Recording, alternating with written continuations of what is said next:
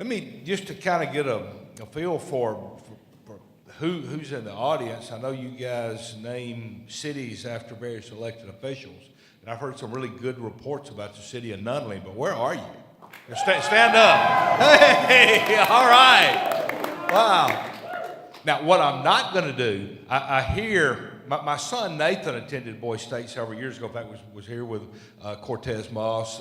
Nathan was the lieutenant governor, got elected to be one of the 2 Mississippi delegates to Boys Nation. Nathan tells me that you guys kind of give nicknames to some of these cities.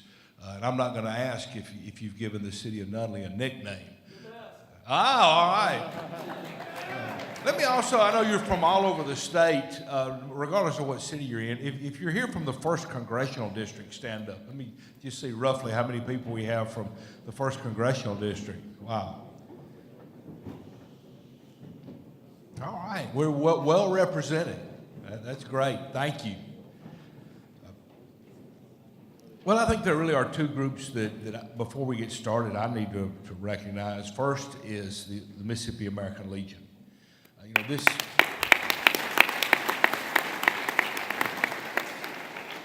This week started with a holiday that we have set aside to reflect on and remember those that have paid the ultimate sacrifice, and to remind us that our freedom is not free. And those men and women that make up the American Legion of Mississippi could very easily have come home and said, okay, I've done my thing. I've paid whatever I owe my country in the service that I've given, and now I'm ready to go on with my life. But instead, they've come home and they have reinvested their lives in the lives of the next generation.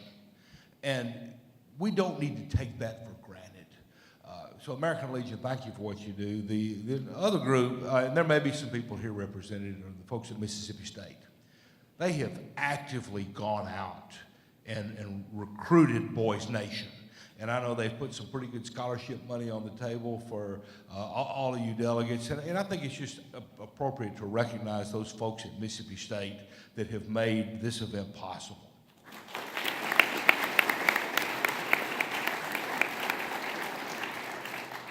What I thought I would do is let's just take a little bit of time this morning and let me talk about leadership, maybe some of the experiences of my life that I've learned, particularly now in my 19 years in public service. As I was driving up here, I was thinking, out of necessity, I'll probably end up having to use the word I and me a whole lot more than I would prefer. But it's just that if I'm going to tell you about what I've learned and experienced, there's no way around using those words I and me. And the reason I like to do it is because my guess is you've had a lot of people tell you before you got here, you've had a lot of people tell you this week that you're the leaders of tomorrow. I would suggest to you that that's almost right. I would suggest that you're the leaders of today. You have been selected first because you're leaders in your school and in your community. You're going to be going back, and in a few months you'll be starting your senior year. And there will be people throughout your school that are going to be looking up to you. You remember when you walked on your high school campus as a freshman, and you look at those seniors. I think one of the most intimidating things I had as a high school freshman was when we had to cast a vote for a homecoming queen. And I didn't know any of the people's names on the ballot. They were foreign to me. But I looked up to them. And people in your community and your school are looking up to you. You are the leaders of today. And so what I thought I would do is just talk about some of the lessons that I've learned on leadership. And I recognize that a group this size, if we come back here in 25 years, there will be some of you that will be serving an elected office. And I would suggest to you that the state of Mississippi needs good people that are willing to stick their neck out to run for elected office. Some will win, some will not. But we need people that are willing to step forward and make that sacrifice. But the great majority of you will not serve an elected office. If we come back here in a quarter of a century, but there are a number of ways that you can positively influence the state of Mississippi and never run for and never serve an elected office. I've had people in my life that have helped me get to where I am that for a number of reasons would not choose to run for elected office. I've had people help write checks to help pay for television commercials. You know, they don't give those things away for free. I've had people that are willing to go out and knock on doors and talk to their friends and neighbors and write thousands of postcards on my behalf. I've had others who maybe can't help pay for television commercials, who don't have the time to write a lot of postcards or go knock on doors, but they are centers of influence in their community. And when they speak, people really do listen. And when I have people like that that step up and say, Alan Nunnelee would make a good person in this elected office, it goes a long, long way. And it's important for those of you that will not be serving an elected office to still be involved somewhere in the process, because every man here is going to be living under the laws and the policies that are created by the elected officials, and your lives are going to be impacted by those laws and policies. So just a couple of things that I've learned along the way. First of all, I don't think that I could have predicted the career that I had. The book of Proverbs says that the mind of a man plans his ways, but the Lord directs his paths. That was certainly the case with me. 1993, I was very much involved in my business. We were doing well. And a very close friend of mine who served in the state Senate at the time, Roger Wicker, called me. And Roger said, I'm considering a run for the United States House of Representatives, but I'd like you to help me. I'd like you to specifically be involved in helping raise money to help me pay for the television commercials to run a campaign. And I took my wife out to eat dinner that night, and I said, look, it's going to take a lot of my time. I'm going to have to give up some things at home. And she said, no, I think you're right. Roger would be good for our state, good for our nation. And so I rolled up my sleeves, got involved, and we won. Well, we had the victory party that Tuesday night. I stayed up late. We were excited. Early the next morning, I'm taking my youngest son to kindergarten. That's the one that was lieutenant governor at Boy State a couple of years ago. But I was taking Nathan to kindergarten. And two kindergarten teachers are coming out to the car. And I looked at him, I said, Nathan, if you got in trouble at school yesterday, now'd be a good time to tell me. Dad, I didn't do anything. I said, look, those teachers don't come out here to talk about football scores. If they're coming out here, he said, Dad, I don't know why they're coming out here. Well, they get to the car and they said, we have a great idea. Roger Wicker won last night. He's going to have to resign serving the state Senate. We think it'd be a great idea for you to run to take his place. So help me, the idea had never crossed my mind. Now, I found out later we had 3 or 4 people helping us in the congressional race, and the reason they were doing so was so that there would be a vacancy created at the state Senate. Roger would have to resign, and they wanted to run to take his place. Well, I stuck my name on the ballot. 8 weeks later, I was sworn in. But I think something real significant happened along the way. And there are those here who, in your mind, you're saying, okay, I may want to have a career in public service. I may want to do this one day. I may want to do that. And you've got this elaborate career plotted, from starting dog catcher and winding up in the White House. The best thing you could do to become an effective public servant in Mississippi is to go into your community and establish yourself. Do something. It could be teaching, it could be in business, it could be in medical profession, but become something that is established in your community, because as you do that, that makes you a much more effective public servant if that time ever comes. Well, it just so happens when I stuck my name on the ballot, I had been involved in business for about 20 years. I had known a lot of people, and they're the ones that helped me get elected. Another observation I would make about leadership is if you're not careful, you can spend too much time thinking about the future and not enough time thinking about the present. One of the best ways you can become an effective leader is to do well at whatever you lay your hands to today. And if you do that, as you have leadership ability, people will begin to take notice. In 1982, I had been out of college a couple of years, been married a couple of years, and we had a young man who was going to run for the United States Senate.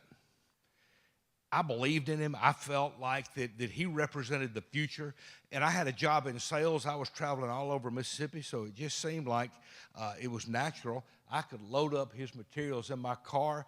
As I could drive around, I could hand out yard signs, hand out flyers, talk to key volunteers, key supporters, and it put me in touch with the campaign. I was having a great time. And I was neglecting the job that I've been hired to do. So much so that they had a special call board of directors meeting, and the president of the company called me in the next day. He said, Alan, if you'll get off this political kick and get back on doing the job that we hired you to do, you can keep your job. But if you don't, it's going to be hard for you to stay in this company. I got the message. I can tell you that the young man that I was trying to get elected is Haley Barber. So I keep telling Haley that one almost lost my first job out of college on his account. But the lesson I learned from that is you've got to tend to the issue that's in front of you. If you're not careful over the next couple of years, you'll get sidetracked. You'll forget about doing your studies. You'll forget about doing well in class because you're looking 5, 10, 20 years down the road. Do well today, and tomorrow will take care of itself. A couple of other things that I've learned. Everybody likes the spotlight. Everybody likes to get the attention. Very few people like to do the homework and the behind-the-scenes work that is necessary to get to the spotlight. It'll just be a few short weeks, and over at Vaught Hemingway in Oxford and over at Scott Field here, you're going to see a bunch of young men trot out on the field, and there'll be 60,000 people cheering. Those days are exciting. What's not exciting is over the next couple of weeks when those guys are in the weight room and they're out doing two-a-days. I had that experience. I'd been in the state Senate for several years. I had supported Phil Bryant to be lieutenant governor. Phil was a friend. I thought he would do a good job. Most of my colleagues and most of my Republican colleagues in the Senate supported somebody else. Phil won. He called me in after he won. He said, I've got a job I want you to do. He said, I want you to chair the Appropriations Committee. Now, if you follow the Mississippi legislature, the Senate Appropriations Committee is considered by many outside observers to be the most influential committee in the entire legislature. And the chairman of that committee directs its work. And so Phil called me in and said, I want you to chair the Appropriations Committee. I looked at him, I said, Governor, with all due respect, are you crazy? I had never been on the Appropriations Committee. He said, Alan, I know that. I know all your background. He said, but what you do have is the ability to say no when necessary, the ability to say yes when it's important, and the wisdom to know the difference. And so Jerry Clower, who attended Mississippi State, made the observation one day that the very first college football game he ever saw, he played in. Well, the very first meeting of the Appropriations Committee I ever attended, I chaired. Now, you're trying to get up to speed on a $5.5 billion state budget. It takes a lot of behind-the-scenes homework, particularly when I'd never been involved with it. There were many, many nights my colleagues would go out to the fine restaurants in Jackson, and I would go to Cracker Barrel by myself with stacks and stacks of material, studying, reading. Nobody knew that. Nobody cared.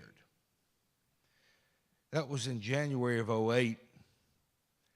In January of 2009, we had a real serious budget crisis.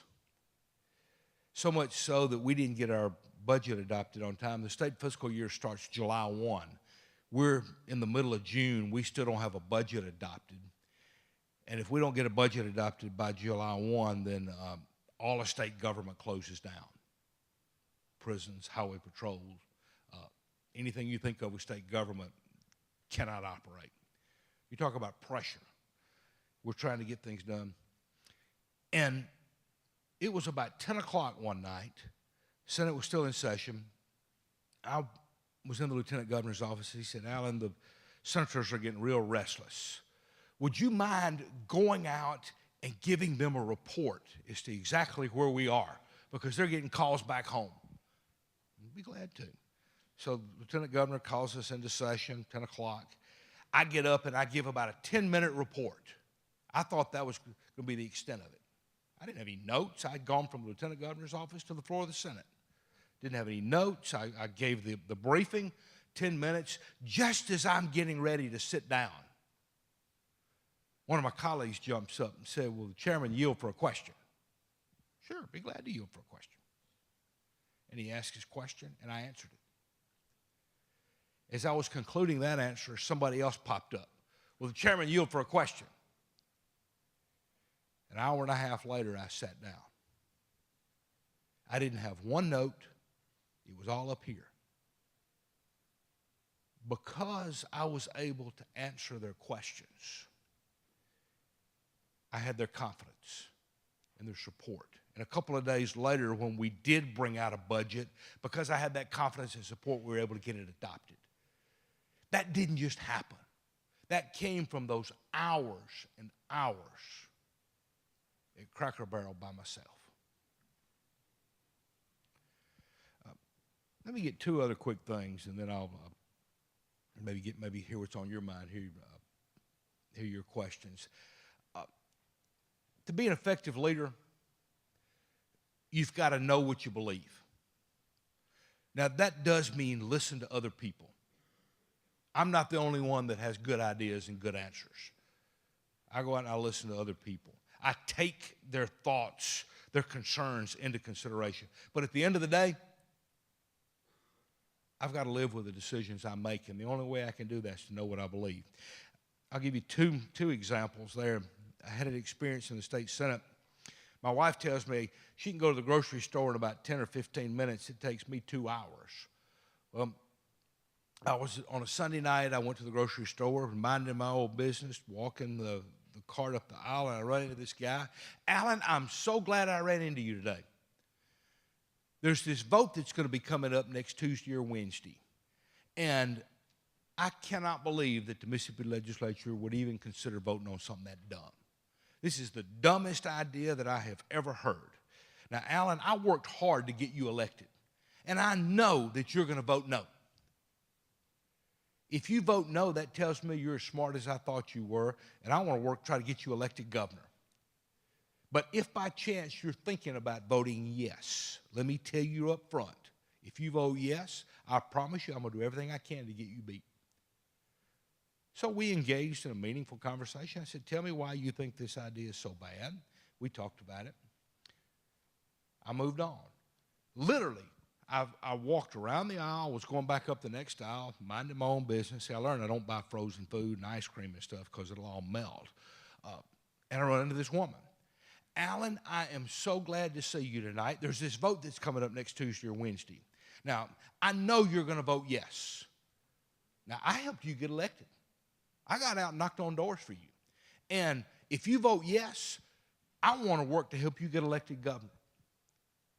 But let me tell you, if you even think about voting no, then I'll do everything I can to get you beat. So I talked to her about why she thought it was a good idea for me to vote yes. Well, listen, next week I go down to Jackson.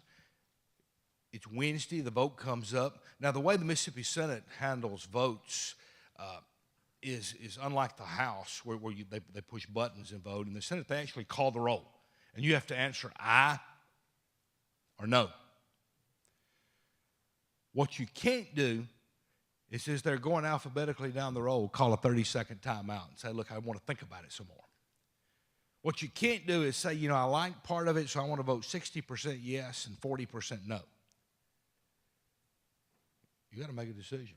And as they're working their way through the alphabet, calling the roll, I looked up, and sitting in the gallery right up here is that man that had demanded I vote no. I looked up over here on this side of the gallery, and there's that woman that had demanded that I vote yes. And both of them were looking over the gallery, looking down at me. More importantly, I look sitting at a table right over here is a reporter for the Northeast Mississippi Daily Journal, and he's got his pen and pad out. And whatever I say is going to be on the doorstep of 100,000 people at 6 o'clock the next morning. At the same time, I see a camera up here with Wendy Suarez, WTVA News, and she's focusing on me. And if whatever I say is going to be on the 6 o'clock news, and 250,000 people are going to be watching it. If you depend on the last minute to make a decision, you're going to make the wrong decision every time. You got to know what you believe. In that case, I voted yes. The bill passed by one vote, and it's law today. Another example in Washington, probably the most difficult decision I've had to make is to vote on the debt ceiling. We got a serious problem in our nation. We're spending more money than we have coming in, and we have a statutory limit that says we can't spend any more money because we can't borrow it. And we hit that debt ceiling in 2011, and I had a choice to make. If I vote yes, we need to borrow more money, a lot of the people that work to help me get elected are going to be mad. If I vote no, we've got men and women in Afghanistan and in Iraq standing in harm's way that are going to have their paycheck cut off. Now, you talk about a tough decision. At the end of the day, I could not bring myself to cut off pay and supplies to men and women that are serving our country standing in harm's way.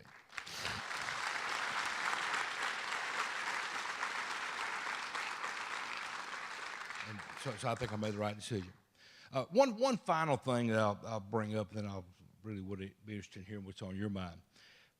Whatever you plan in life, I promise you it's not going to work out exactly like you plan. Obstacles are going to come up. Things are going to happen. And your dream, your goal for your life is not going to be on track. The question is, what do you do then? For me, one of those significant events occurred while I was on campus here. I played high school football. I wasn't any good at it. I enjoyed being on the team. In fact, I had friends that told me, Alan, they ought to put you in more often. It seemed like every time you play, your team wins by 20 or 30 points. I said, well, you don't understand. My playing doesn't have anything to do with the fact that we're 30 points ahead when I go in the game. But at the end of practice, our coach, Booty Sloan, we'd practice for a couple of hours, and then we'd run wind sprints. Then we'd take a knee, and he'd take about 5 minutes to go over the practice. And we had about a 150-yard gap between the practice field and the dressing room. And he would get us all together, and we would run, and we would do this chant. It was, here we go. Gotta go. Won't stop. Can't stop. Never quit. And I'll never forget one August, we'd finished two-a-days. We'd run the wind sprints. He'd given his recap of practice. And we were going back to the dressing room. And about halfway, I could still hear his voice. Dadgum! Men, come back here. We all go back. He said, look, I know you're tired. I know you're ready to go home. He said, there's going to come a day when you're going to be down there on that game field. And when you run on the field at the start of the game, and the band's playing, and the cheerleaders are doing their pom-poms, and all the people in the stands are excited, you're excited too. But what's really tough is when you're in the fourth quarter, and you're getting beat, and the band's quit playing, and the cheerleaders have quit cheering, and about the only one left in the stands that's still cheering for you is your mama, and she's not cheering real loud. And you're ready to give up. When that day comes, that's when you've got to find a way to keep going. And so we redid the little chant and run to the locker room to his satisfaction. He was happy. Fast forward in my life a couple years, I'm on campus here. I was diagnosed with having a real weird disease, and I lost my eyesight. I feel fortunate I've had it restored because of transplants. But it's tough to go to school when you can't see. When you can't see the textbook, when you can't figure out how to get around. And I'm wrestling, what in the world am I going to do with my life?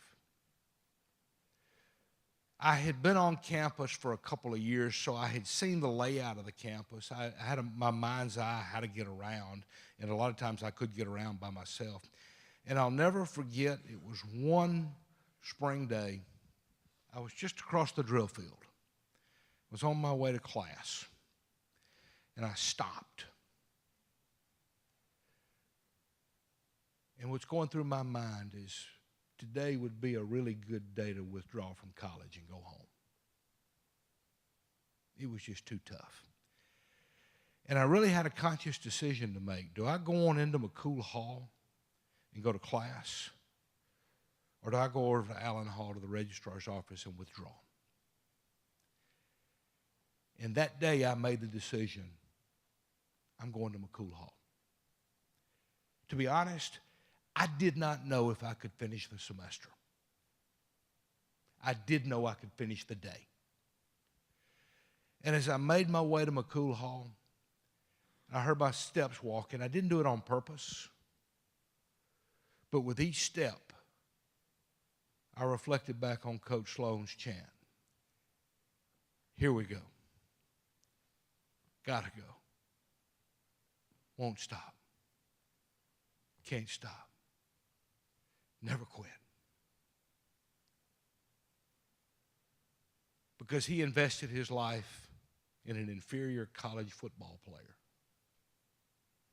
I was able to finish college, graduate.